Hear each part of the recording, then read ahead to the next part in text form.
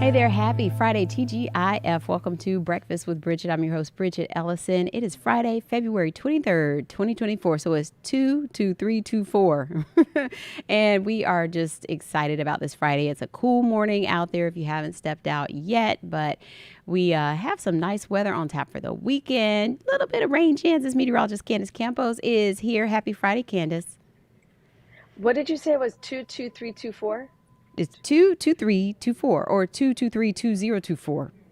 Oh, Do we need to play whoa, some numbers? bingo. You know what? It's going to be a beautiful 22324 kind of day today as temperatures are going to be warming up back into the upper 70s today, Bridget. But yes, there's a little bit chance Mhm. for a couple scattered showers as we roll into more the second half of the day. We're talking more Okay. after about 4 or 5 o'clock is Okay. where that front will be making its way into central Florida. So let's take it to the map, show you a beautiful live look. One of my many windows here in the weather department. This one is in Cape Canaveral right now. Just a beautiful start there. You see the allure of the seas in the distance. We're sitting at 52 degrees right now. Now, like you said when you started off the show, it is a cool morning. It certainly is cool, but it's much warmer than where we've been dealing with for the past few mornings. So maybe instead of two jackets, you just need kind of one, but you will not need it throughout the day. Right now, we're at 54 degrees in the Villages. There in New Smyrna Beach, we're at 50 degrees on the dot. Same temperature there in Orlando, Kissimmee, and even into Melbourne. So as we take you here throughout the next few days, a nice day to be out at the playground, out for a walk, take lunch outside. It will still be comfortable. We'll still be in the mid 70s. The breeze, though, will be picking up. That's really the only kind of issue that we could see possibly throughout the day this afternoon, ranging between 10 to 20, gusting upwards of about 30. The clouds will start to increase throughout the afternoon. You can see it here, but we are tracking a little ribbon of moisture. And here's where we're talking about some scattered showers. This is not going to be a washout. This is not going to be rocking thunderstorms or a big surge of moisture that's really going to accumulate to much. But we are tracking the arrival of that front by about 4 or 5 o'clock across our far northwestern neighborhoods, Marion, into areas of Flagler, Northern Lake, and Sumter. Then that chance starts to shift further south right along the I-4 corridor between about 6 and 8, and then exiting out of here by about 11 o'clock to about midnight.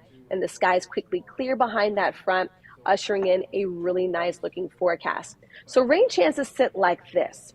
This is why rain chances are very interesting here in Central Florida. We do cover quite a lot of folks here in Central Florida. So for instance, Ocala, you saw that line of showers out there. It was a little more well-defined on the modeling. It would still have plenty of moisture along with it, but you can see rain chances kind of go down the further south and east you go, because that line will continue to kind of fall apart. And some areas throughout southern Brevard County might not see much rain even at all, because by the time it gets to you, most of the action is pretty much done with. So on average, we're going to hold that rain chance at about 40% by 8 p.m. Few passing evening showers can't be ruled out, as temperatures will be in the low 60s. And then look what a fantastic weekend we have in store, as temperatures will be back into the upper 60s, low 70s. And then here comes that step up as we head into next week. That will be the big story, as we will be back into the 80s come Wednesday and Thursday. We've got the Sanford Porch Fest.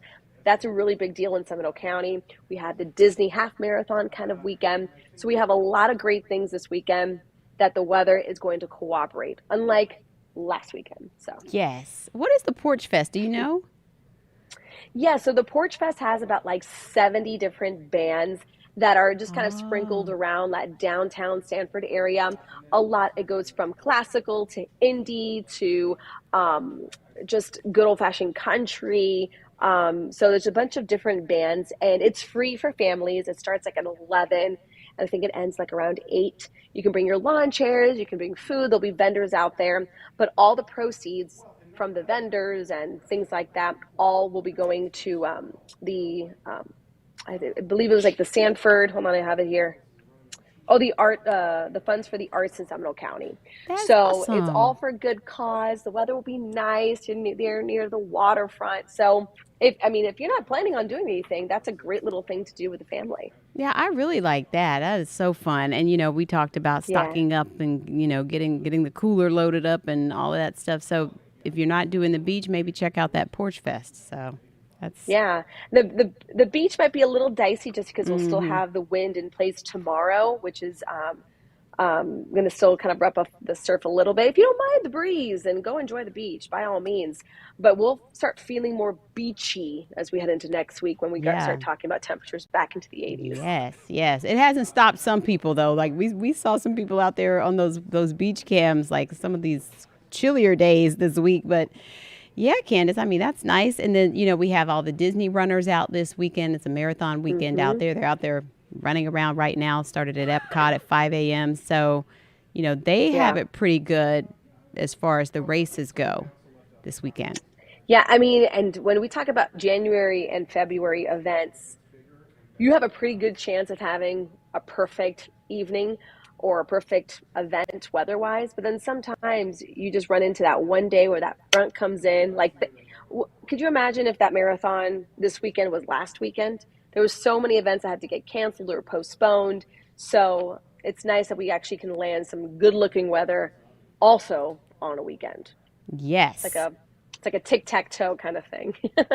And Candace, while we're on this, you talk about, El Nino. I know that you guys work on weather stories, and Samara was telling me about this pink snow story that she posted. So you guys have some interesting articles right now on the weather page. Listen, I have to give it to Samara because she always comes up with the craziest story ideas. It's funny, Michelle's also here, and all of a sudden she'll be like, "Did you know that cicadas?" And then she'll just like run off some trivia. There's Michelle. Yeah. Hold on. Let me take her out Yeah, of. because and Michelle did the story recently about the cold and flu season and why it's like that. What's going on with some of these weather stories, Michelle? Yeah, no, it was so interesting. That story should run next week, but just to give you a quick glimpse, yeah, a lot of folks, during the winter season, you run into people, or pretty much everybody, you're sniffling, you're coughing, it's like, calling out of work, kids are sick. But I talked to a professor, he's also a doctor at UCF, and he told me it's not because of the cold weather, but human behavior, especially for us Florida folks. We stay inside. We're hiding from the cold weather. So when you're inside, you're more exposed to germs. Right. And then you have the little ones, they're staying inside because it's cold out there. So they're just in each other's faces, and then they bring home whatever they catch. And then you catch it. Yeah. So don't blame weather for everything. Exactly. That's the moral of the story. So we're just hiding from the colder weather. Yeah. So that's why people seem to get sick more often when it's colder. When it's cold outside. That makes sense. Yeah. And I mean, from cold and flu season to insects and pink snow, Jonathan always has some really interesting weather tidbits, whether it's astronomy, whether it's like a real, he has the opportunity now with his WeatherWise segment on News 6 Plus to really dive in and get into like the nitty gritty of some of our weather explanation. So he breaks down, Bridget, you kind of brought up the whole El Nino, La Nina thing. We're looking at like a high 75% chance that as we head into the peak of hurricane season, we will be transitioning back to a La Nina, which when already very warm ocean temperatures, now you start having all the other factors that La Nina offers across the Atlantic. We can talk about a pretty active hurricane season. So, and then he explains why in a really cool way on WeatherWise. So, our weather department, let's just pat ourselves on the back, okay? Thanks, ladies and gentlemen. Yeah, so it's just really cool. You can always also sign up for our Pinpoint Weather newsletter. Yeah. It comes out every Thursday afternoon, and we always have like a real cool smorgasbord of really fun facts, things you need to know, but also cool little stuff. Yeah. Little tidbits. Yeah, it's really interesting. And I love his articles because it really gets into like the pinpoint detailed information of what you need to know and all the whys. Yeah, so that's the WeatherWise. Yeah, the WeatherWise. So it's really cool. So it's spelled WISE, but it's also like the why. The why. Yes. And that's just 20 minutes away. And of course, we can always check out these weather articles at clickorlando.com under weather. So thank you so much for Good plug, Michelle. Yes. There she is. Yes. Thank you so much, Michelle and Candace. And, appreciate the extra weather information on top of just, getting our forecast numbers down for the day. So thank you guys. Anytime for you, B. All right. I'll see you a little later. Thanks. Bye. All right. Bye. Big story out of Seminole County this morning. Mark Lehman has more about not a power outage. You know, we've been talking about the AT&T outage. We'll have that coming up next. But this is about a power being shut off at a local mall. Here's Mark. If you were planning to shop at the Seminole Town Center yesterday, you may have been asking yourself, who turned the lights out? Shop owners were just as surprised and unable to open as FPL cut power to the building Thursday morning. The reason, according to the power company, is because the ownership group for the mall is behind on its bills. FPL saying disconnection for non-payment is and always has been a last resort. While FPL doesn't take lightly the decision to turn off anyone's power, we must treat all customers fairly, given unpaid electric bills are ultimately paid for by all our customers in the form of higher rates. Anchor retailers like Elevate were still open yesterday because they pay for their own power. The mall as a whole, though, has been struggling. We did some digging and found the Seminole Town Center owes a lot in back taxes. For 2022, the county says they owe more than $500,000.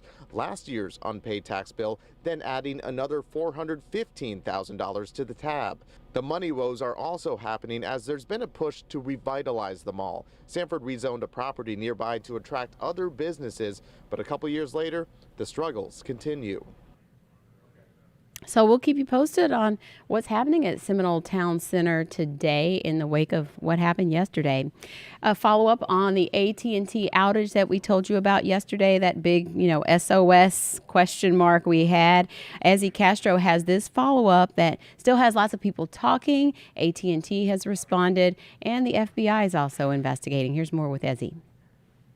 AT&T says its customers have their wireless service back after a nationwide outage knocked out cell phone service for tens of thousands of people. Some users yesterday said they woke up to SOS messages. Others had no connection at all, no ability to make calls, send or receive texts for hours.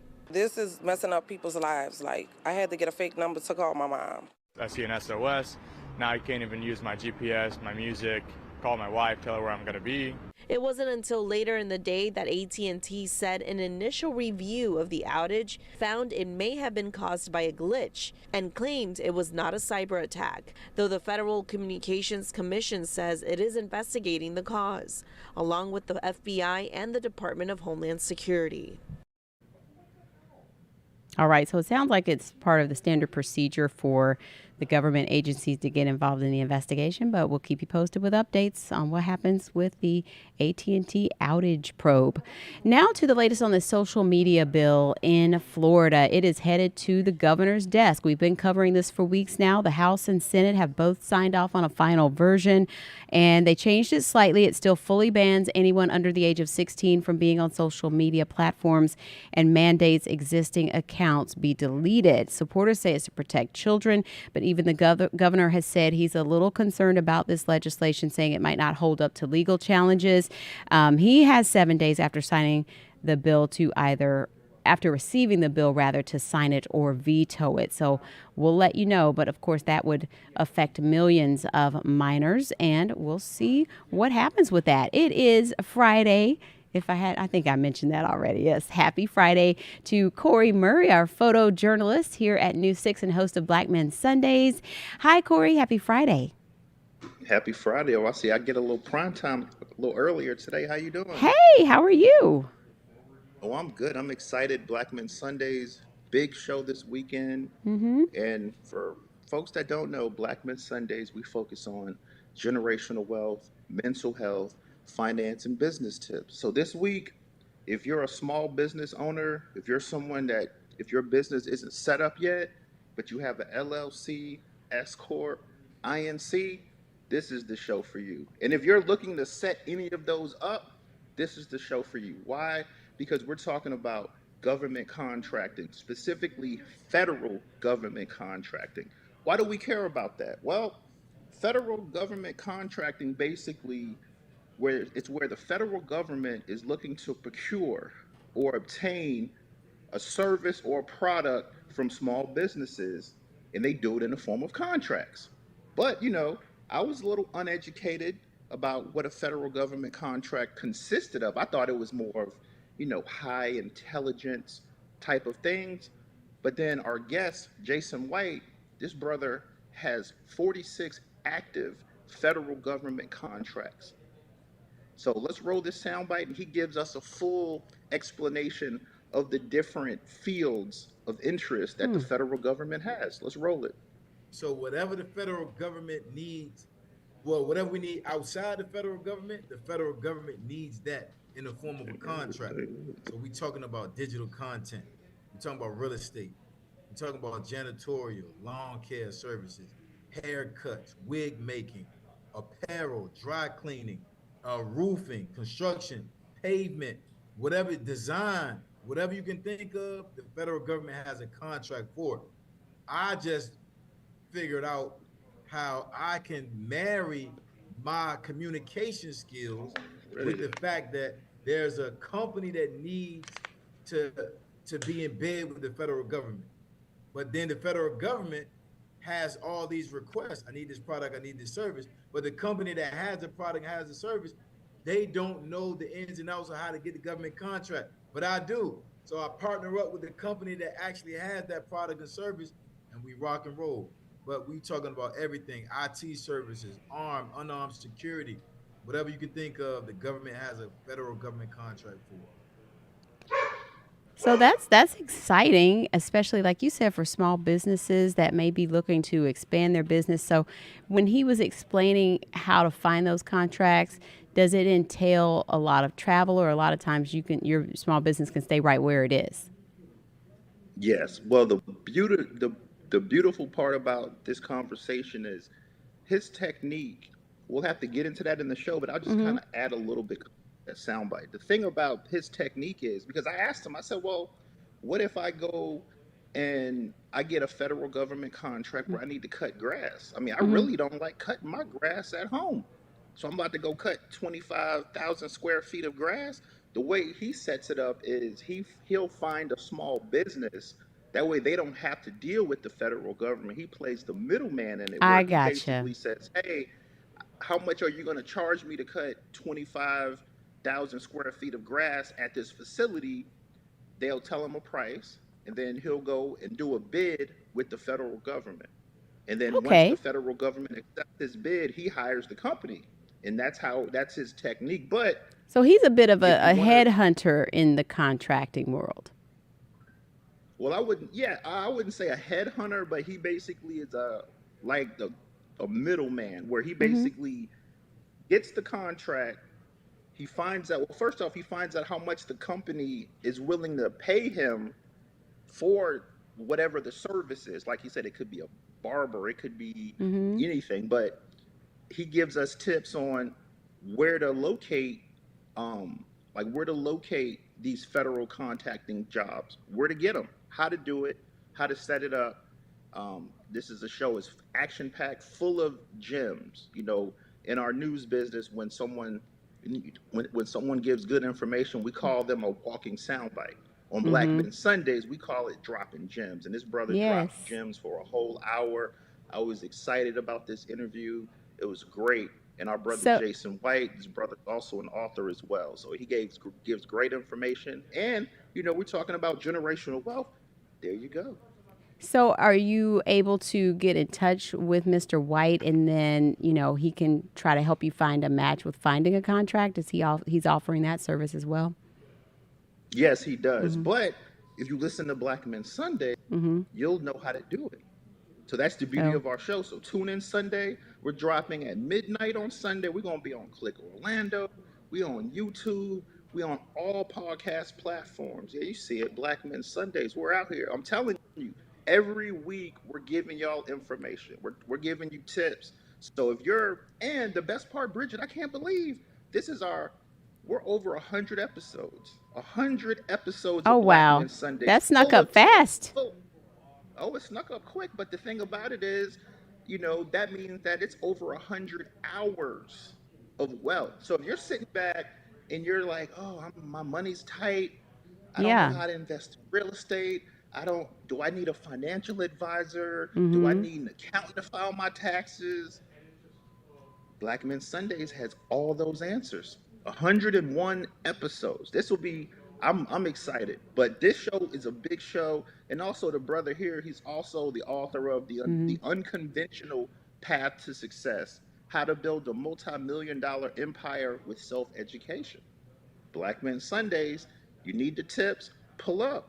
Everybody can join us. Now Obviously, what if you you're know, not a small business owner and you're looking for a contract job? There are those as well. definitely. Definitely. Now, here's the thing now. If you're not a small business, as far as you don't have like a location of your business, but as long as you're registered, you're good to go. Okay. And Okay. and we'll also, on our Black Men Sunday show, this upcoming episode, we're going to give you the websites that you can go to sign up, how to sign up. Well, first off, you have to register, but to register through the federal government, you already have to be a registered business. So that's really the big tip. I feel like I'm giving away a few gems, but Well, I'm just kind of but setting you the want, stage. It's a big show.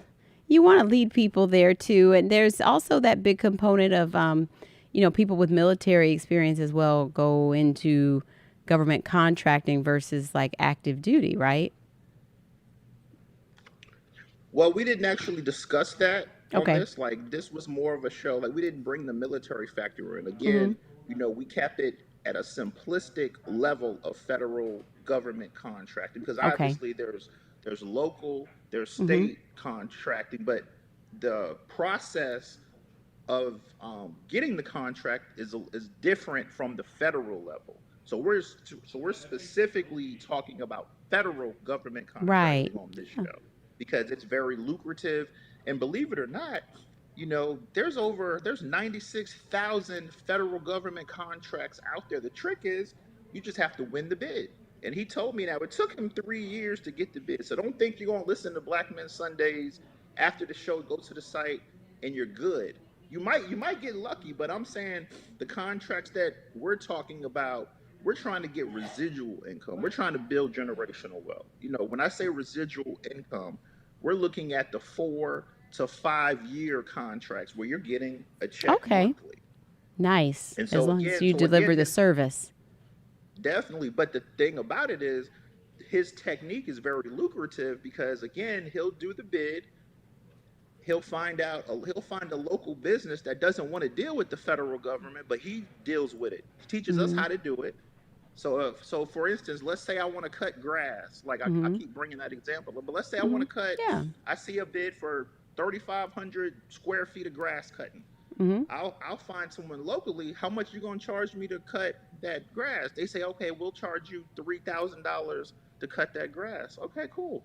I'll do my bid for about $5,000 with the federal government. Now, if they accept the bid, what's nice about it is when that company cuts that grass, they'll send me an invoice. Once they send me the invoice, I basically show that to the federal government.